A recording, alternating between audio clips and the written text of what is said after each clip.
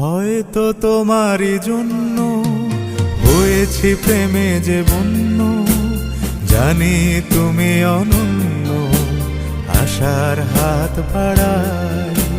যদি কখনো একান্তে চেয়েছি তোমায় জানতে, শুরু থেকে শেষ প্রান্তে ছুটে ছুটে গেছি তাই।